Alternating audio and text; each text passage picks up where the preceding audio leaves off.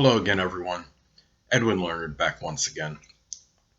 In this YouTube astrological segment, I'm going to be dissertating and talking about having the zodiac sign Gemini on the 11th house cusp in a natal chart. Now, first thing I'll look at, as far as the friends go, the person that has this placement may have somewhat changeable, mercurial, or fickle friends to some degree. There might be a lot of vacillation and change connected with them. Friends often are there for intellectual, mental stimulation, and perhaps even talking a lot and having good conversation and communication with them. This could be someone that has friends that are very verbal, loquacious, versatile, being able to speak on various topics. And this is the place where Gemini is located in a natal chart, is often where there's some restlessness and a lot of activity. And this would go for friends, and they don't, someone with this placement would disdain, I would say for the most part, monotony in connection with friends, and do like to have the variety in doing many different things with them. Now, as far as the goals may go, being that the sign is Gemini, a dual sign, there may be some fluctuation in connection with this and a lot of change and diversity. This person may pursue more than one goal simultaneously, and there could be some restlessness connected with it. The goals may be connected with communication to on some level. Maybe going to traveling to many different places perhaps in their country, not traveling abroad per se, but maybe in their own country, the United States, for example. Maybe this person has some goals in terms of traveling to as many states as possible, as an example. Now, as far as another goal too may be to learn a number of languages and be fluent in more than one, could be another goal as well in some cases. Now, as far as groups may go, this could be a person that joins groups that are connected with things that are mentally stimulating. It could be some kind of trivia club or brain teaser club. Many of you that are on Facebook may have heard of that Words for Friends group, and you might see people that have this placement join in a group like that or something similar. A group playing maybe online word games with friends. These people may be enamored with doing, I guess you could say, as far as group settings, having a certain variety. Maybe there's something connected with writing, some kind of writing club or organization. Maybe a novel idea for these people, no pun intended, right, of course.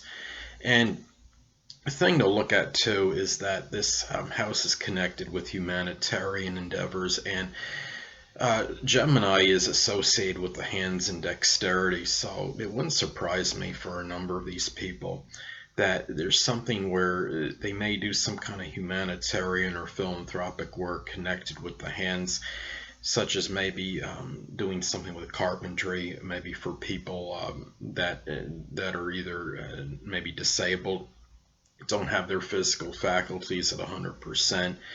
Maybe something with auto mechanics, helping somebody work on a vehicle, because that requires a lot of dexterity, and that's a Gemini-like thing. A person that's not mechanically inclined doing this is in a humanitarian way, not expecting or anticipating any reimbursement or money for what they do.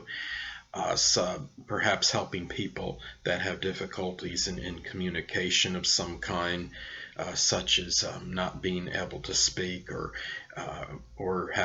maybe deaf, something like that. Maybe helping people out in a charitable manner, not expecting any reciprocation for it.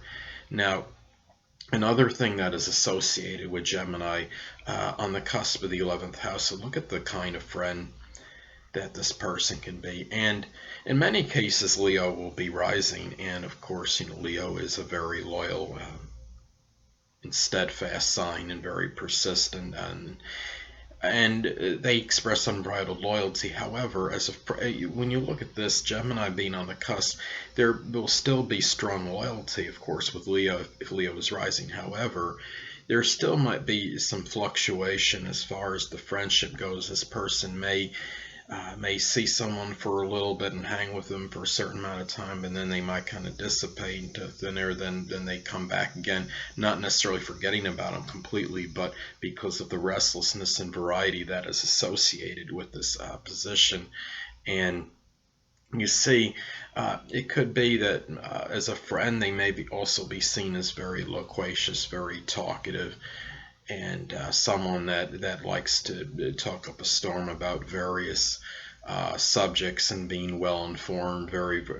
This person may be seen as very versatile as well, and someone that likes to move around a lot and doesn't like to be stagnant.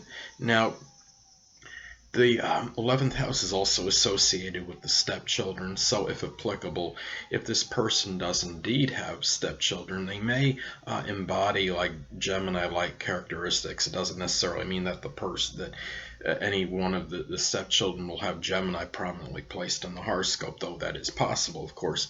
But as far as they may be very the stepchildren may come across as maybe a little bit changeable, mercurial, but well informed on many subjects, intelligent, being able to talk extensively about different subjects, being maybe interested in communication. It could indicate that there may be some changeable qualities maybe that they see in these stepchildren, but at the same time perhaps being very cerebral and maybe very inquisitive. It might maybe on at least one occasion, the person that has this placement, if they have stepchildren, may be like, well, you're asking an awful lot of questions, aren't you? Well, anyway, people, that'll conclude this YouTube astrological segment for having Gemini on the 11th house cusp in a natal chart. And stay tuned next time, where I'll be dissertating and talking about having the zodiac sign Cancer on the 11th house cusp in a natal chart. Two things I want to get with you on before I head out. Firstly, the stars may impel but do not compel. And secondly, never isolate any single astrological element, aspect, planetary placement, position, configuration, influence, or what have you, and make an analysis of a person, astrologically speaking, based on this alone, because astrologically speaking, the person is the sum of all their components in their natal chart, and not just one. Until next time, people, stay well.